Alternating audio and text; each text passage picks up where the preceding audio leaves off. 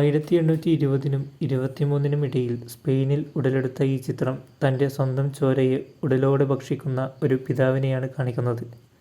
ഒരു ഗ്രീക്ക് പുരാണകഥയുടെ അടിസ്ഥാനത്തിലാണ് ഈ ചിത്രം വരയ്ക്കപ്പെട്ടിരിക്കുന്നത്. ഫ്രാൻസിസ്കോ ഗൊയ എന്ന ചിത്രകാരൻ തൻ്റെ ജീവിതത്തിൻ്റെ അവസാന ഘട്ടത്തിൽ വരച്ച ഈ ചിത്രത്തിന് ഒരുപാട് ആശയങ്ങൾ പകർന്നു നൽകാനുണ്ട്.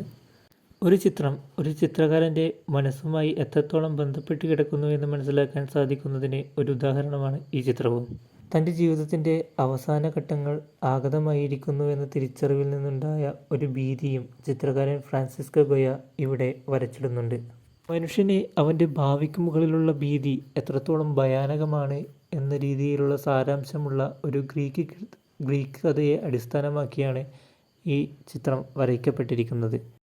സാറ്റേൺ എന്ന ഒരു ഗ്രീക്ക് ദേവന് ഒരു അശരീരി ഉണ്ടാകുന്നു. തൻ്റെ മക്കളിൽ ഒരാളാൽ താൻ കീഴടക്കപ്പെടും എന്നതായിരുന്നു ആ അശരീരി. അതിനുശേഷം ജനിച്ചു വീഴുന്ന ഓരോ കുഞ്ഞിനെയും അയാൾ പച്ചയ്ക്ക് ഭക്ഷിക്കുന്നു. തൻ്റെ അധികാരം നഷ്ടപ്പെടുമോ എന്ന ഭയം ജനിച്ചു വീഴുന്ന ഓരോ ചോരക്കുഞ്ഞിനെയും പച്ചയ്ക്ക് ഭക്ഷിക്കുവാൻ അയാളെ പ്രേരിപ്പിക്കുന്നു.